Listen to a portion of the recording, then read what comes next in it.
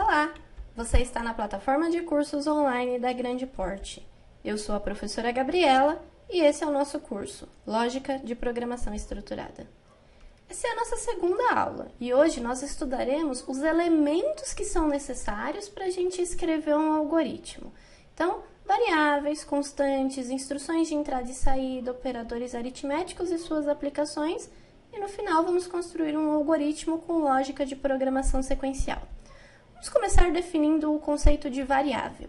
Todos os valores manipulados no nosso algoritmo precisam estar armazenados em algum lugar, para que posteriormente o algoritmo se lembre desses valores e consiga manipulá-los.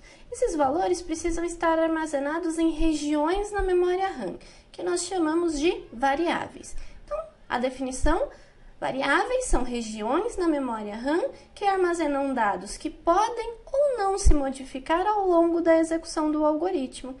Aqui nessas nossas primeiras aulas eu vou representar a memória RAM como uma nuvem, algo ainda mais abstrato. E aqui nesse exemplo, nessa figura, eu trouxe três variáveis, três regiões na memória RAM que estão delimitadas. A primeira variável tem armazenado o valor f, a segunda variável tem armazenado o valor 25 e a terceira variável tem armazenado o valor 38.5.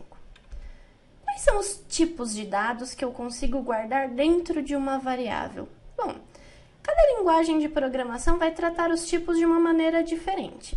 Como nós vamos usar o Visual G nas nossas aulas, o Visual G trabalha com 4 tipos primitivos de dados. As variáveis que você definir como tipo inteiro vai conseguir guardar valores numéricos e inteiros, sem as casas decimais. São exemplos: 0, 25, 2017. O Visual G também aceita variáveis do tipo real. Se você falar que uma variável é do tipo real, significa que essa variável vai conseguir guardar números e esses números podem ter casas decimais. Então, 38.5, 399.99, 3.14159 são valores reais que podem ser armazenados nas nossas variáveis. Também é possível definir uma variável do tipo caractere. Aqui, a variável vai guardar uma sequência, uma cadeia de caracteres, que nós também chamamos de string. Por exemplo, o valor f, grande porte, Gabriela, são exemplos de cadeias de caracteres. O último exemplo que a gente vai usar é o tipo lógico. Se você define uma variável do tipo lógica, significa que essa variável ela é do tipo booleana, ou seja, ela só consegue armazenar 2 tipos de valores, verdadeiro ou falso. Ao longo das nossas aulas, a gente vai fazer exercícios que usam todos esses tipos de variáveis para a gente praticar. Agora, não basta só dizer que você vai usar variáveis e guardar valores dentro dessas variáveis com seus respectivos tipos. Você também precisa definir um nome para a sua variável. E na hora de definir um nome para a variável, existe um conjunto de regrinhas que a gente precisa seguir. Primeiro, a sua variável não pode começar com um número. Pode ter número no meio ou no fim do nome da variável, mas nunca no começo.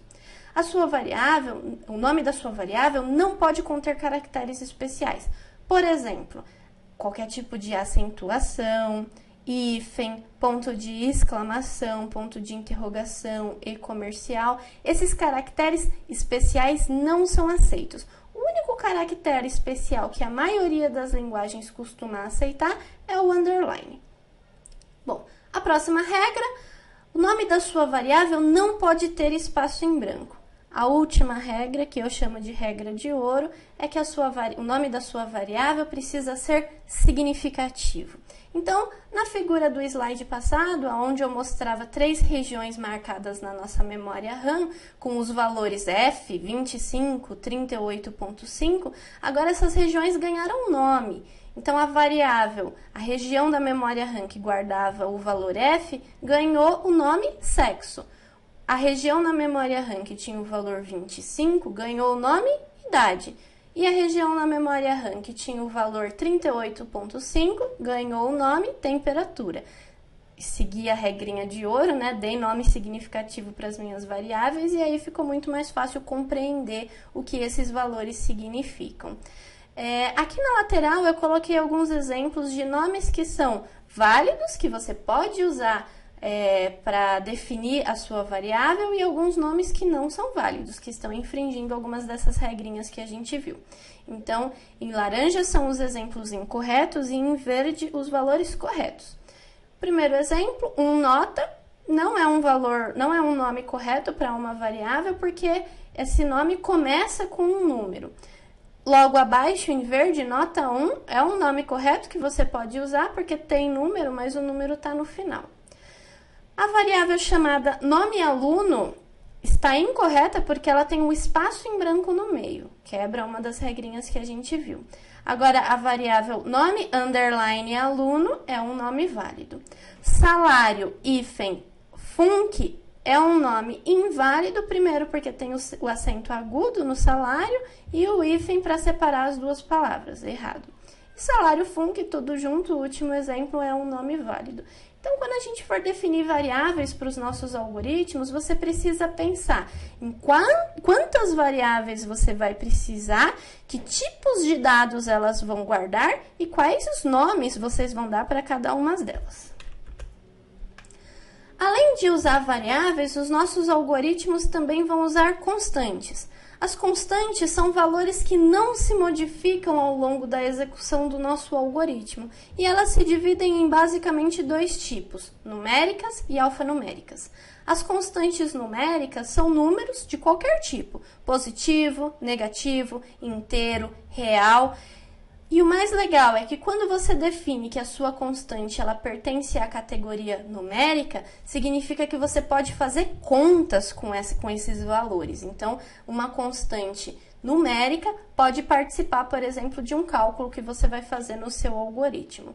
Já as constantes alfanuméricas são cadeias de caracteres, e esses caracteres podem ser de qualquer tipo, pode ser letras de A a Z, espaço em branco, qualquer tipo de caractere especial, pode inclusive ter número no meio dessas constantes, mas a diferença é que as constantes alfanuméricas são representadas entre aspas. Dependendo da linguagem de programação, a gente pode usar somente aspas duplas ou simples, ou qualquer tipo de aspas, dependendo da plataforma que a gente estiver trabalhando.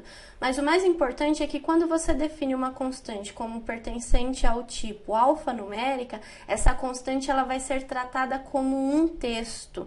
Então, mesmo se você colocar números dentro da sua constante alfanumérica, você não consegue fazer você não consegue fazer contas com esses números, porque eles estão sendo tratados como textos. Além de variáveis e constantes, nós também vamos precisar de instrução de entrada. Como é que eu pego valores do mundo real e coloco no mundo do computador? Como é que eu faço o input, a entrada de dados? No Visual G, nós vamos usar a instrução leia. Então, o leia ele está associado ao nosso dispositivo de entrada teclado. A sintaxe é bastante simples. Leia e entre parênteses você precisa indicar o nome da variável, o nome da região da memória RAM que vai guardar o valor que vai ser lido do teclado. Então, o meu primeiro exemplo aqui, leia e entre parênteses a variável idade, eu estou indicando com a instrução leia que eu preciso ir lá no teclado e esperar o usuário digitar um valor. Vamos supor que o usuário digitou o 3, o 0 e pressionou Enter. Esse valor 30 que o usuário digitou precisa ser armazenado dentro da variável idade. Então, se a gente for olhar lá na memória RAM, tem uma região chamada idade e dentro dela eu guardei o valor 30, que foi o valor que o usuário digitou. No meu segundo exemplo, eu coloquei um leia para duas variáveis ao mesmo tempo. Então, leia num1, vírgula, num2, tudo entre parênteses. Se você observar, então, agora eu estou esperando o meu usuário digitar dois valores. No primeiro caso, eu falei que o usuário digitou 5 e pressionou Enter. O primeiro valor que o usuário digitar, eu vou guardar na variável num1. Se você olhar lá na memória RAM, tem uma região chamada num1 e dentro dela o valor que o usuário digitou. Por exemplo, 5. A minha segunda figura de teclado vai representar o meu segundo leia. Então, o usuário digitou 0, pressionou Enter e eu vou guardar esse valor dentro da variável num2, lá na memória RAM. Então, num2 recebeu 10. A minha instrução de entrada leia nada mais é do que vá até o teclado, pega o valor que o usuário digitou e guarda dentro de uma variável. Você pode ler 1, 2, 3, quantos valores você quiser. E esses valores podem ser daqueles tipos que a gente viu: inteiro, real, caractere e booleano. Instrução de saída. Bom, assim como a gente precisa imputar dados, né, fazer a entrada de dados na máquina, em algum momento a gente também precisa fazer a saída, o output dos dados da máquina. A gente vai usar no Visual G a instrução escreva. A instrução de saída escreva, ela controla o monitor da sua máquina. E a sintaxe é bastante simples. Escreva e entre parênteses o valor que você quer mostrar. Se o valor que você quer mostrar é uma constante, então você precisa informar esse valor entre aspas. No primeiro exemplo aqui, escreva grande porte está entre aspas. Então, lá no meu monitor, eu vou mostrar o valor grande porte. Agora, no segundo exemplo, eu coloquei escreva nome. Percebam que nome não está entre aspas. O fato de nome não estar entre aspas indica que nome é uma variável, é uma região na memória RAM. Então, eu preciso ir lá na memória RAM, encontrar essa região chamada nome, pegar o valor que está dentro dela, nesse exemplo, Gabriela, e lá no monitor e mostrar o valor da variável, Gabriela. O terceiro exemplo, eu fiz uma composição de constante e variável. Então, eu coloquei escreva nome, entre aspas, vírgula, nome. O primeiro nome que está entre aspas é uma constante. O segundo nome que não tem aspas é a variável. O resultado disso no monitor é nome, Gabriela. Nós também faremos uso de operadores aritméticos, né, para fazer as nossas operações matemáticas. Nós vamos usar o sinal de mais para fazer soma, menos para fazer subtração, o asterisco vai representar a nossa multiplicação, a barra tombada para a direita vai fazer uma divisão real, barra tombada para a esquerda vai fazer a divisão inteira, o sinal de porcentagem vai representar o nosso resto da divisão, o acento circunflexo vai representar a potência e todos esses operadores possuem uma prioridade, ou seja, uma ordem de execução. A gente sempre começa resolvendo pela potência, depois as prioridades passam para a multiplicação e todas as divisões, por último a gente faz soma e subtração. Se em algum momento você quer alterar a prioridade dos seus operadores, nós usamos o parênteses, porque o parênteses tem prioridade 0. Já dizia a tia lá na escolinha, né? Sempre começa resolvendo pelo que está dentro do parênteses. É importante lembrar que numa expressão, se você tem operadores com prioridades iguais, a ordem de execução é sempre da esquerda para a direita. Vamos ver alguns exemplos.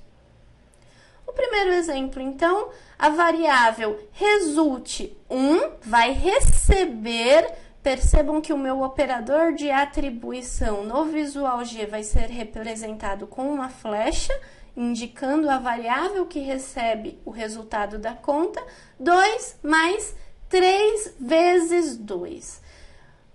O operador de multiplicação é mais prioritário, então eu começo resolvendo ele, 3 vezes 2, 6, e o resultado eu somo com o valor que estava antes, 2. A variável resultado 1 vai receber o valor 8.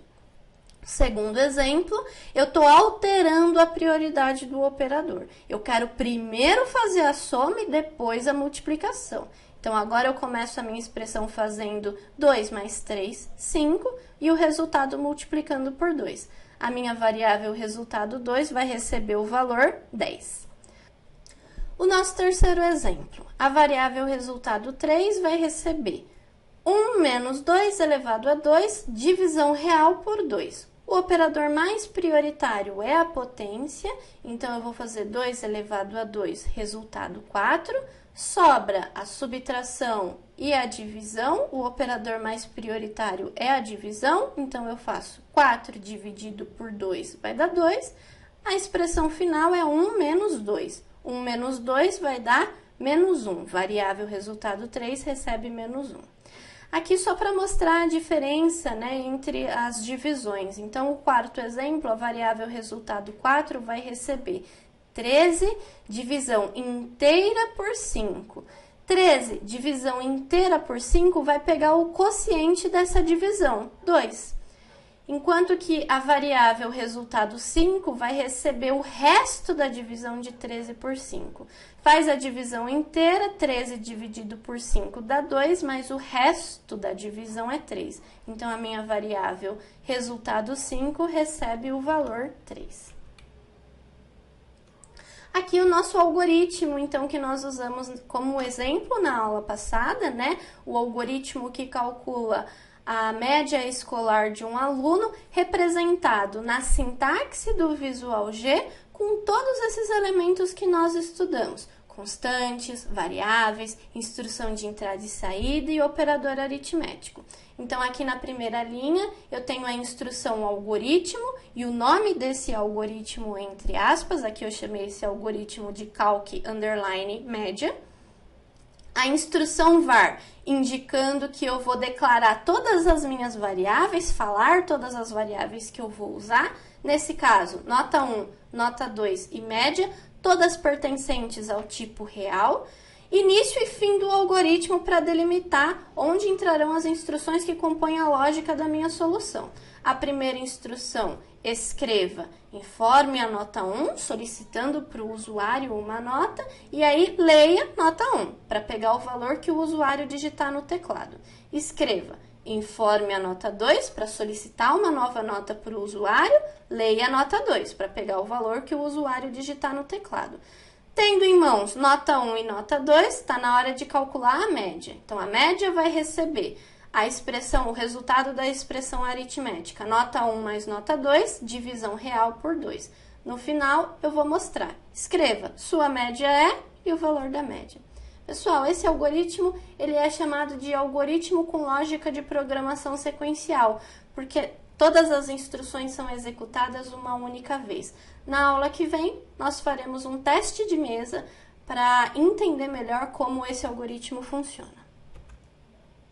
É isso aí, pessoal. Espero que vocês tenham gostado. Leia a apostila e faça os exercícios propostos nessa aula. Conte para os seus amigos sobre os nossos encontros. Até a próxima!